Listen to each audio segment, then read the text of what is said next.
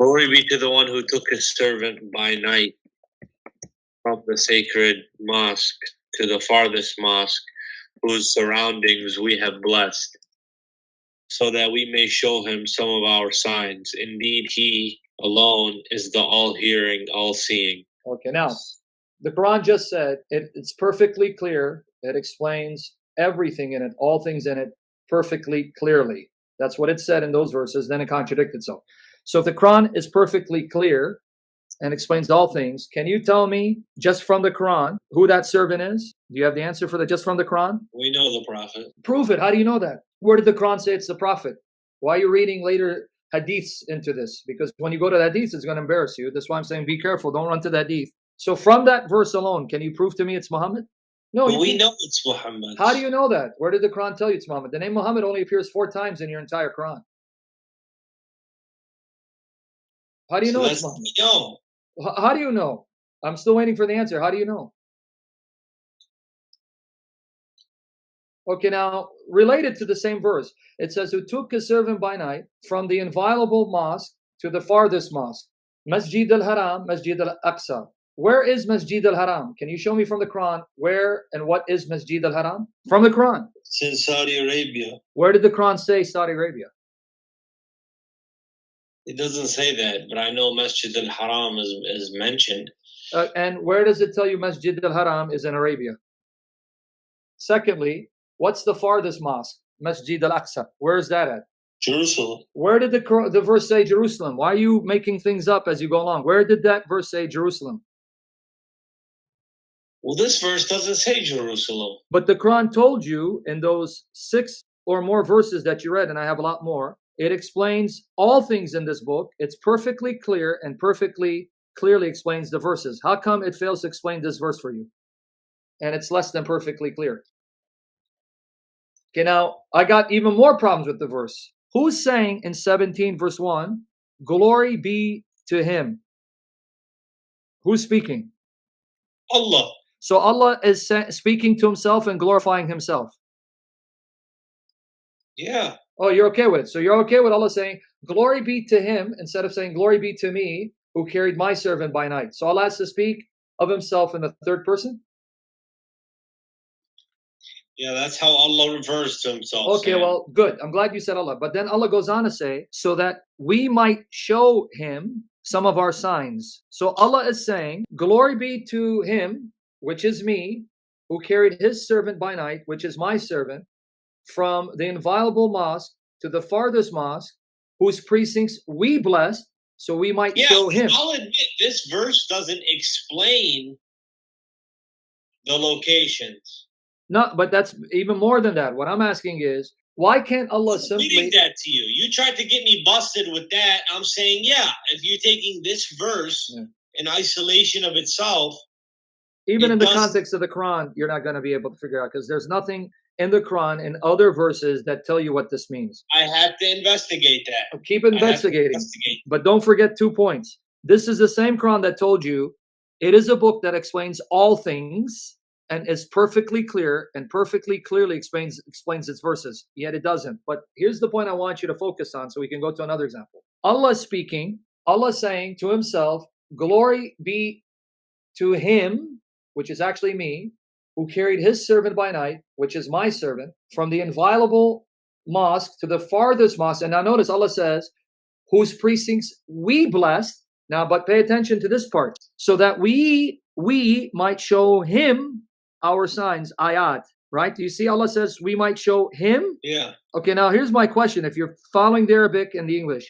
So he goes, we might show him our signs. He is the seer. Wait. So the one that Allah is showing his signs, Allah just says about him, the one that he showed his miracles to, he, the one we showed our signs to, he's the seer, the knower? Who's that? Yeah, I figured, I had a feeling you might bring that up. Okay, then you address it. But that's ambiguous. Yeah, but my point is, the he is the him. We might show him. You keep forgetting that, our signs. If that's Allah, why would Allah need Allah to show him miracles? Allah showing himself miracles? You know what? Hold on. Yeah, exactly. Hold on. But if it's Muhammad, then... So let me see if I understand what you're saying. Yeah. What I gather from what you're saying is that it says, so that we, that being Allah, referring to himself, we show him our signs. And the claim is, indeed, he alone is all-seeing, all-hearing, all-seeing. And who's the But he? you're saying, why would Allah, after just saying we, say he? No, it's more than that. Allah says, we showed him our signs. And then speaking of him, he says, he, the him that we showed our signs to, he is the all-seeing, the all-knowing. Who's the he and the him? That's what I'm saying. Okay. If they want to, that's the point I'm getting at. Okay, so who's the he and the him? And if you say Muhammad, it's even worse.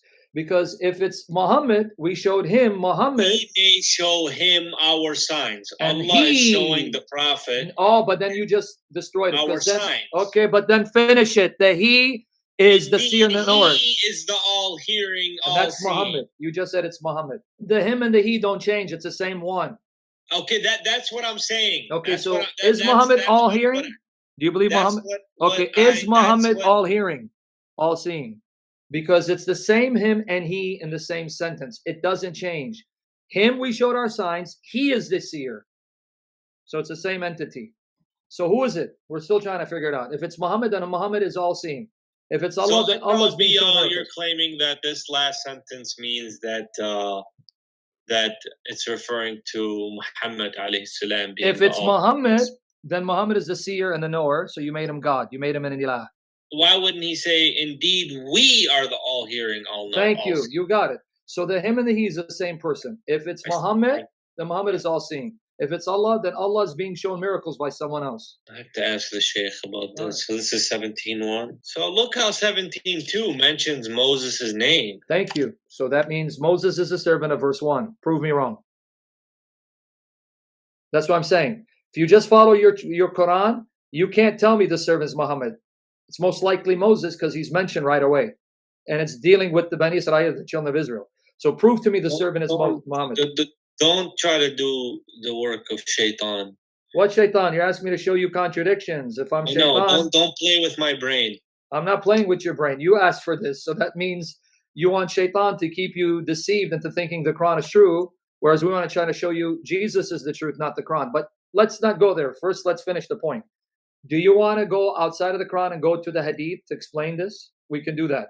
You want me to show you the Hadith or the Tafsir? Or either one, because the Tafsir is quoting the Hadith, like Ibn Kathir. According to Ibn Kathir, you know what this is referring to? That this is referring to Muhammad when he was taken from the Kaaba to Bayt al-Maqdis, meaning, and it's also called Bayt al-Muqaddas. Bayt al-Maqdis, Bayt al-Muqaddas, the temple in Jerusalem. So Ibn Kathir says, and all the commentators, not only him, this is when in Medina, your prophet was taken from the Kaaba, Masjid al-Haram, to Masjid al-Aqsa, which is Bayt al-Muqaddas, Bayt al-Maqdis in Jerusalem, the temple in Jerusalem, right?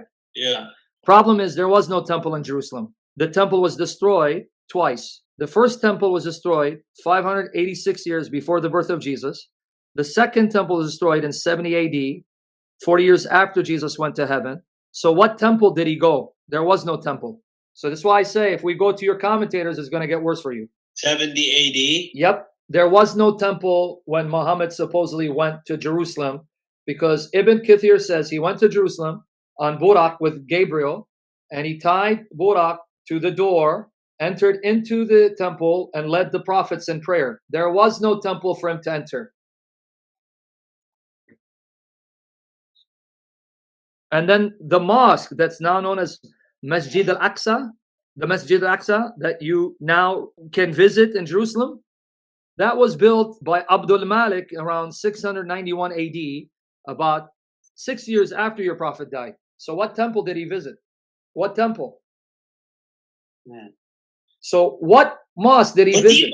But do you have evidence of that? Yeah, Ibn Kathir tells me that he went to the temple, he went inside the temple, and he prayed with the prophets, and all the commentators say that. Ibn Ishaq, there is no temple. This is just a fact of history. When Omar ibn al-Khattab conquered Jerusalem, the site of the temple where it stood was a waste dump. That's where they dumped their garbage, and he had to clean it out.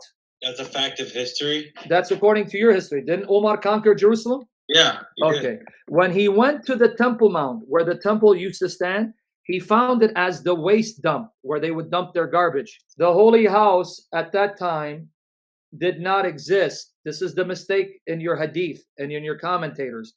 They're telling you went to a house that historically did not exist. This is a fact of history, dude.